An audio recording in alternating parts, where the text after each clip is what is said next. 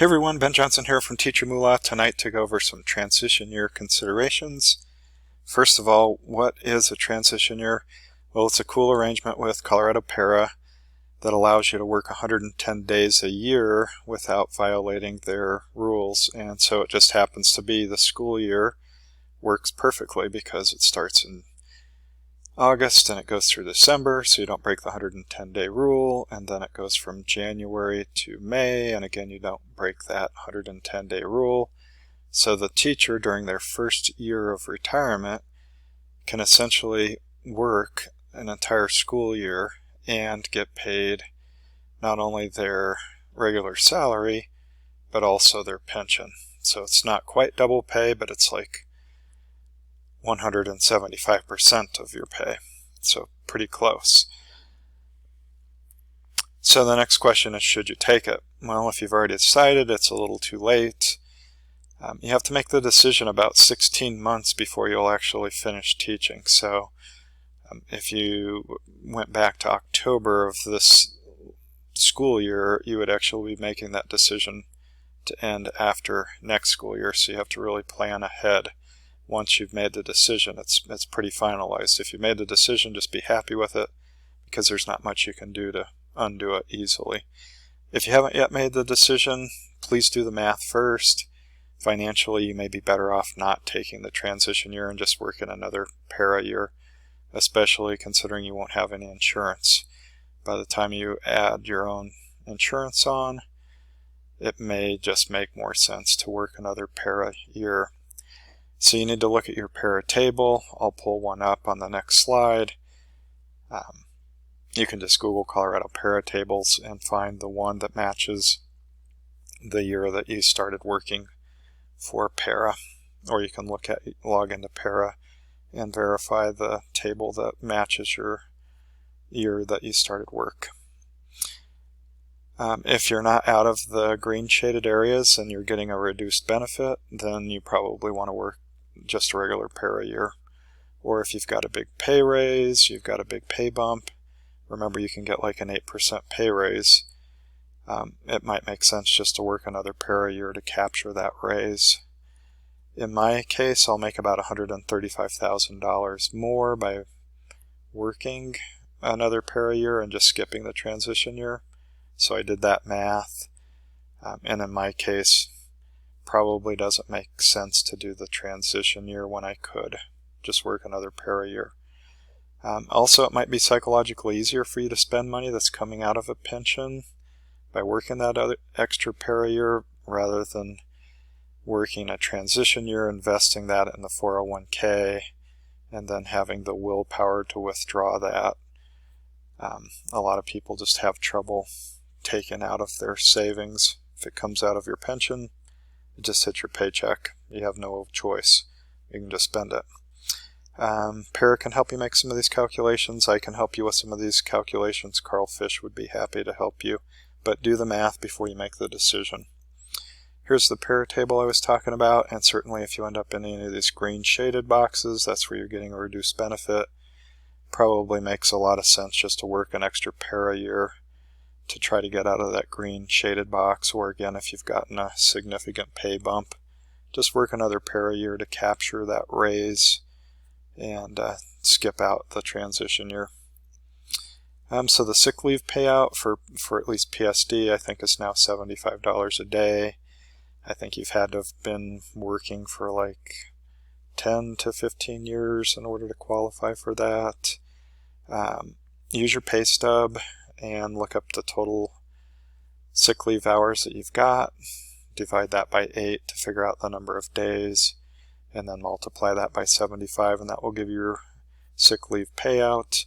It's going to get a lump sum payout that will happen right before your transition year starts, and it will actually be added onto your para contributions as an extra month payment. So it could bump up your highest average salary, and it will extend your service by 1 month. Remember, you won't get sick leave during your transition year. Your pay will just get docked instead, so keep that in mind as you decide. Insurance, at least in PSD, you're not going to get any insurance from the district during the transition year. You can use your spouse's plan, Paracare, the Colorado Marketplace, Cobra. I would get quotes on all of those, figure out which one is the least expensive, but whatever you do, don't skip out on your health insurance. Then you'll have to decide whether you're going to pick option 1, 2, or 3. Option 1 looks the most appealing because it's the highest percentage. Maybe you get to keep the full 75%. Problem with that is that if you die before your spouse will get nothing. And in fact, your spouse has to sign an agreement agreeing to that option 1 if you pick it. Option 2 is a little better. You get a smaller amount, like 3% less than you would have roughly, depending on your spouse's age. So it might be 75 minus 3, so you might get 72% of your highest average salary. But then if you die before your spouse will continue to get half of the monthly pension payout. So better than nothing, but if that's all your spouse has, that might not be enough to make ends meet. And then option 3 is the one that I normally recommend to people. That's going to pay your spouse out or yourself until you both die. Now it gets reduced even further. In my case, it's about 6%. So if I was going to get 75, it would be minus 6. So I would be getting about 69% of my highest average salary. You can log into your Para account and it will show you those 3 options and the numbers.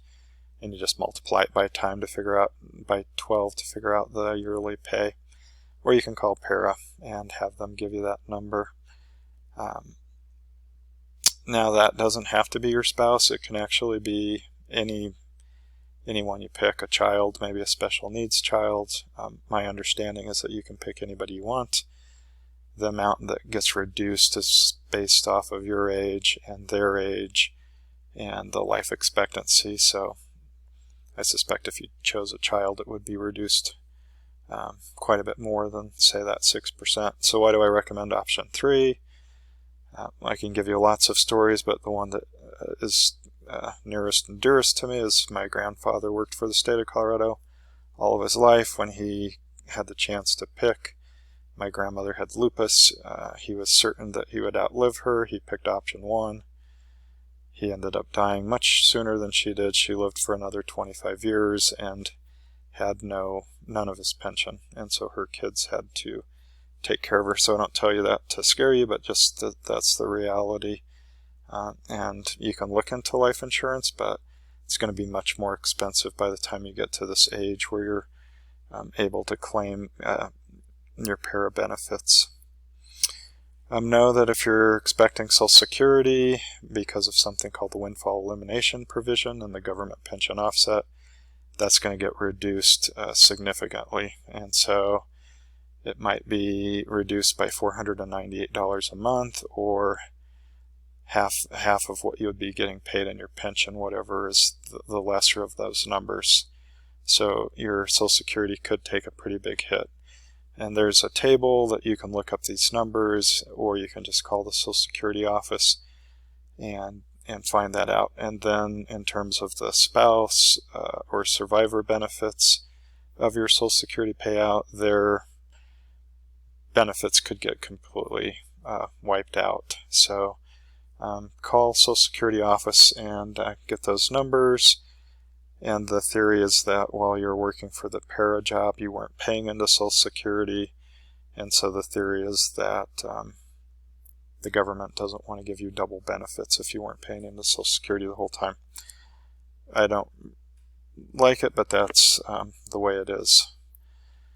Income taxes during your transition year, just know that you're going to get almost double salary, or like 175% of your salary. Not quite double, but close.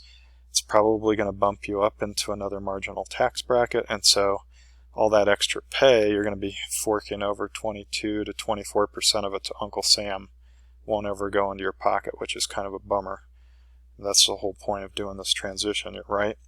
So what I would tell you to do is to try to live off of your pension during that transition year, and then the salary that you're getting paid, sign up for the 401k and the 457. And if you're over 50, you can actually put $27,000 into each of those accounts. So you can defer $54,000 of your salary during that transition year and keep your tax bracket reasonable so that you're not forking over all that money to Uncle Sam. And then when you're in retirement, hopefully then you can pull that money out more slowly and try to keep yourself in a lowish tax bracket, or at least not pay as much taxes on that as you would by taking it all at once during your transition year. Your monthly benefit is, for most people, going to far outweigh taking the lump sum payout. So if you're thinking about the lump sum payout, I would get some second opinions from Carl Fish and this group, bogleheads.org. Probably doesn't make sense for most people to do that lump sum payout. You're going to probably be much better off taking that guaranteed lifetime payout. So if you get to working with an advisor that's trying to talk you into doing a lump sum payout so that they can invest it, and ultimately they're going to earn money from you in terms of the assets under management fee, I would run away from that advisor as fast as you can, because they've not got your best interest in mind. A cost of living adjustment will occur 3 years after you're into retirement. That could be anywhere between 0.5% and 2%. It all depends on how PARA is doing, and also the consumer price index of inflation. Right now it was paying right around 1%, so not great, but better than nothing. Hopefully that will go up. It'll all depend on how well PARA is funded and the consumer price index. Know that your pension is taxed just as ordinary income, and so just be prepared to have those taxes taken out of your pension check each month during retirement. So the 401k or the 457 in retirement, should you keep them there? Should you roll them over? Well, if you need access to those, like you need access to the 401k or the 457 before 59.5, go ahead and leave them put where they're at, whether it's in PARA or in Power, and you can withdraw those before 59.5 without incurring a penalty. On the 401k, as long as you're retired after age 55, you can withdraw because of the rule of 55. And then the 457, you can withdraw without a penalty as soon as you separate from your employer. So don't roll those over if you still need them, if you need to access them before 59.5, because once you roll them over, they're more or less stuck until 59.5.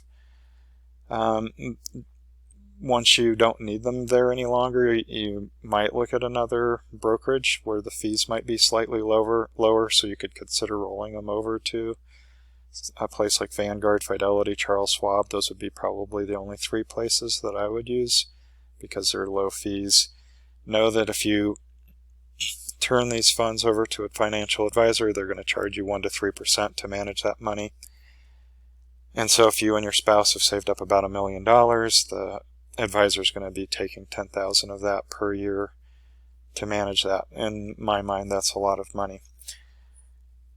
And just to give you an example, instead of being able to spend $40,000 a year out of that nest egg, because you're paying them $10,000 now, you're only going to be able to spend $30,000, and that's a significant chunk of money. And that's all based on this safe 4% rule, where you can draw down 4% without running out of money. Normally you could do $40,000 out of $1 million, but by the time you pay your advisor, you'll only be able to spend $30,000. So instead you might consider working with Vanguard Personal Advisory Services. They're certified advisors. They charge only 0.3% per year, so they're only going to be charging you $3,000 per year instead of $10,000. Or you can use an hourly flat fee CFP instead. They may charge you a couple $1,000s to set up a plan that will hopefully work for a long time.